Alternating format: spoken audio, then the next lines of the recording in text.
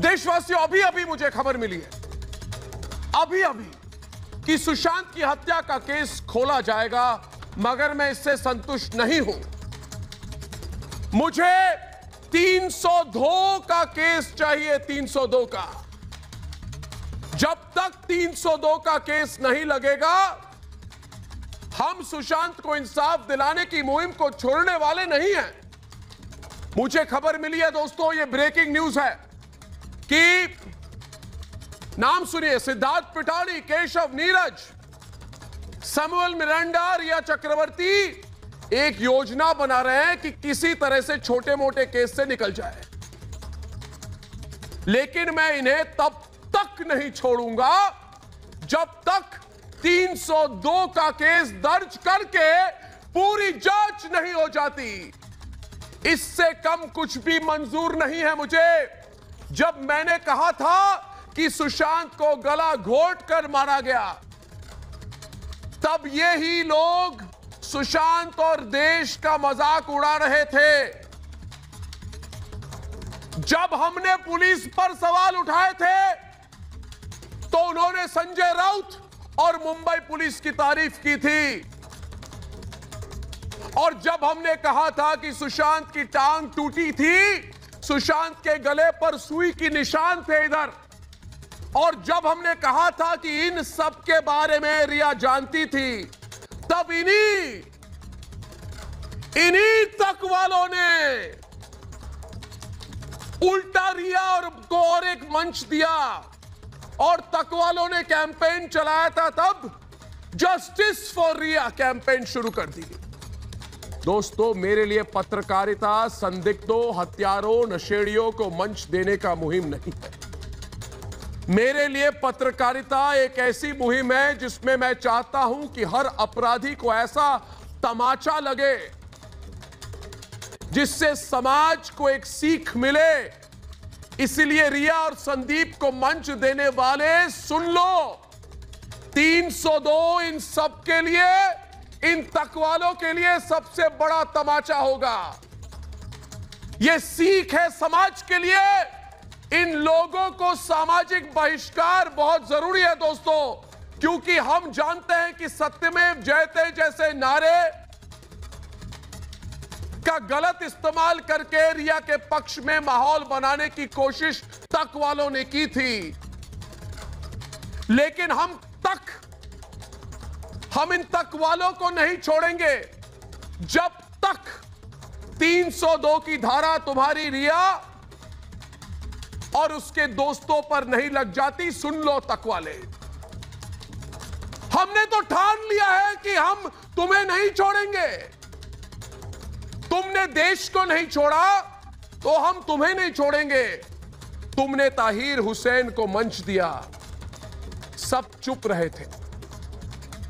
तुमने रिया के साथ खड़े रहे तुम, हम तुम्हें नहीं छोड़ेंगे इसलिए।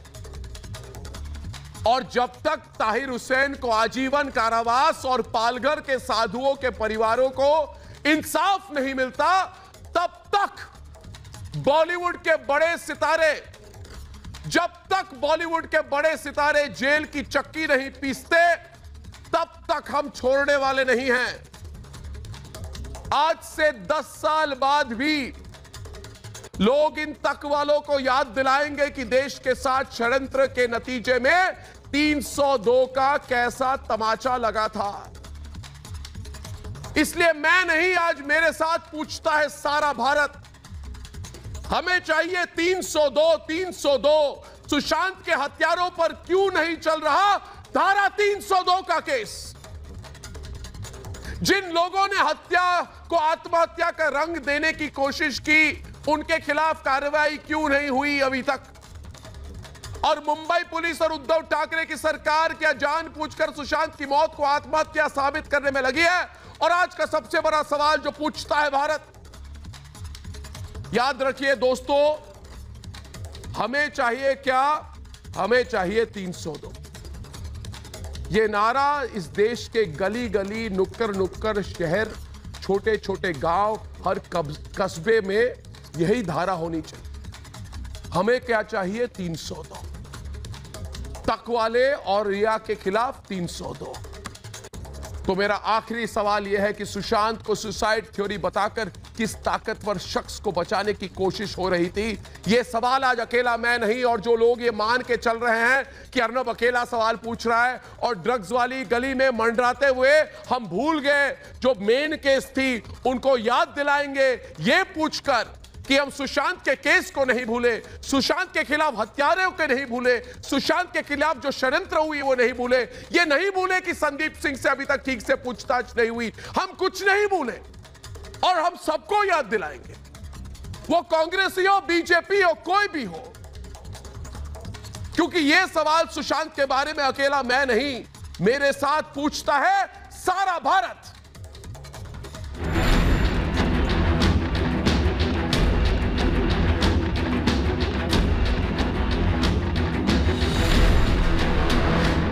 रिया गैंग का प्रपंच बेनकाब,